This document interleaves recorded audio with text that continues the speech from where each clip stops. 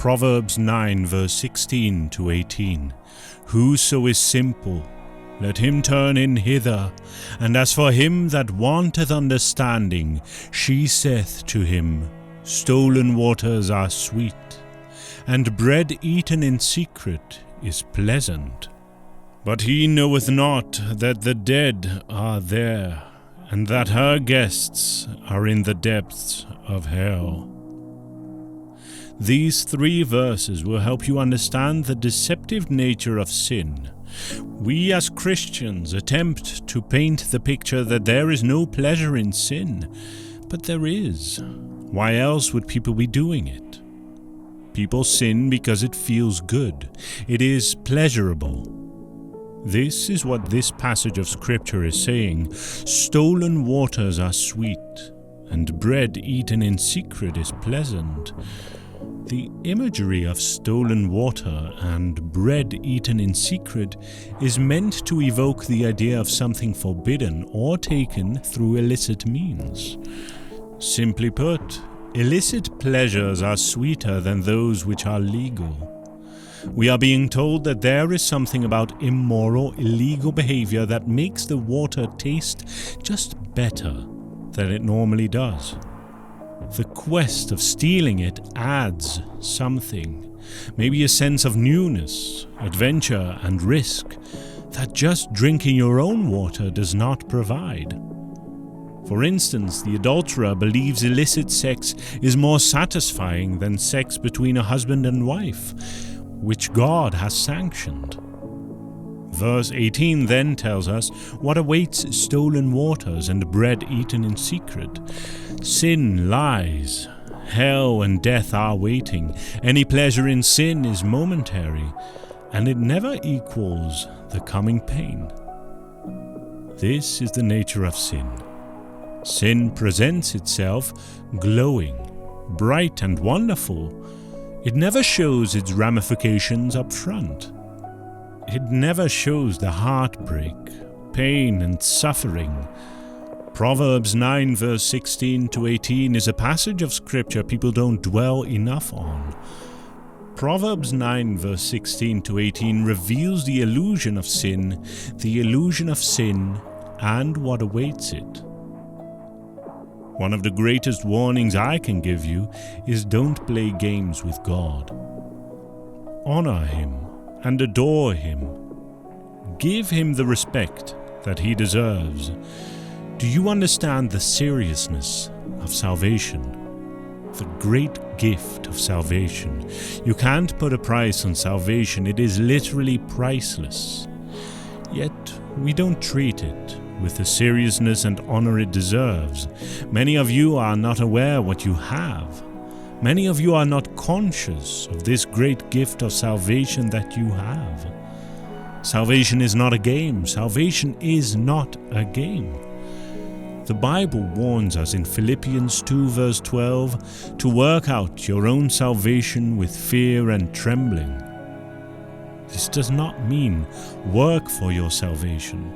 You cannot work for it. This doesn't mean work to improve your salvation. Salvation was finished on the cross when Jesus Christ died on the cross. This doesn't mean you as a believer should live in a constant state of anxiety that one day you may mess up and then you are going to lose your salvation and you are going to be cast into hell. No. What this means is honor your salvation. Respect it. The Greek word translated fear in this context can equally mean reverence or respect. Working out our salvation is very different from working for our salvation. The salvation you have is a privilege beyond measure. Treat it that way. Don't play games with God. Don't do it. God is not one who can be mocked, and the Bible warns us specifically that God cannot be mocked. If there were never going to be any people who would attempt to play games with God, that verse wouldn't be in the Bible. Galatians 6 verse 7. Do not be deceived. God is not mocked. For whatever a man sows, that he will also reap. Don't play games with God. Don't be a hypocrite with God. I am sure there are people right now who are sitting whilst listening to me right now who have a secret sin. And you are thinking no one knows. You are sure that no one knows. Are you sure about that? Are you sure that you will always be able to keep that sin a secret? Are you sure?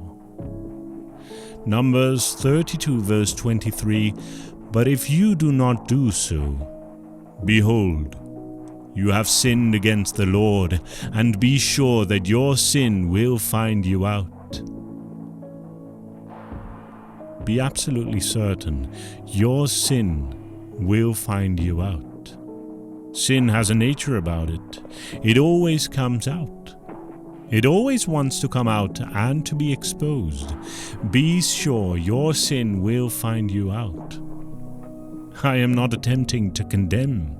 I have no right to condemn you. I have no right to condemn you. But I have a responsibility to preach the truth. And the truth is, your sin will find you out. It will come to light somehow, some way. One thing you need to know is that sin will always complicate your life. It will. Sin will always complicate your life, and living a godly life will make your life straightforward and simple.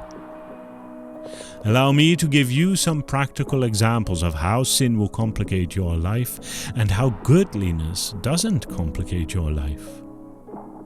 Example 1, the sin of drunkenness. Drunkenness complicates a person's life. No one has ever lost their job because they were sober on the job. In our nation, there is not a single law against being sober. There is no law against sober driving. No one has ever made a bad decision because they were sober. But countless people have made bad decisions they regret because of drunkenness. Whereas living a godly life, a life without drunkenness, it doesn't mean you won't face any challenges, but you won't have to face any problems associated with drunkenness. Example 2, stealing. There are no laws against not stealing. People never get into altercations because someone has not stolen from them. You won't find one person in prison because they didn't steal from someone. Example 3, adultery. Adultery complicates a person's life. Adultery causes trust issues in a marriage. Adultery causes division between husbands and wives. Whereas living a godly life doesn't cause trust issues. For instance, not committing adultery will not create trust issues. Never in the history of mankind has a man or woman ever said, "I cannot trust my spouse because they have never ever cheated on me." But do you know what has been said? "I cannot trust my spouse because she has cheated or he has cheated." Never in the history of mankind has a man or woman ever said, "I am filing for divorce because you didn't cheat on me." But do you know what has been said? "I am filing for divorce because you cheated."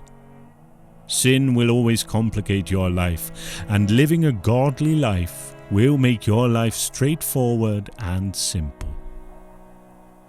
As a minister of the gospel, you see things, and you notice things. And I have seen man sorrow because he lost his family because of his adultery. Have you ever seen a man weep in sorrow because of his sins? Sin complicates your life. Life itself is complicated without sin, but with sin, it makes it 20 or 30 times more complicated. The more sin you commit, the more problems you will have. We are to live holy lives. We are to live upright lives. You can't say you are a born-again child of God and program and plan your life around sin. What is it to program and plan your life around sin? It is to make allowances for sin. To plan your life so that you can sin. Sin will always complicate your life, and living a godly life will make your life straightforward and simple. No one in this history of mankind has had a child with someone they didn't want to have a child with by not fornicating. But there are millions of people who have had children with people they didn't want to have them with because of sin. They are now living complicated lives because of sin. These are hard truths, but they are necessary.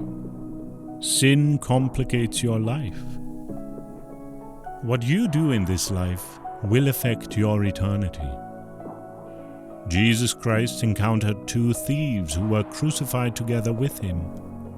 One thief questions the identity of Jesus Christ, that if really he is the Son of God, let him save himself together with them.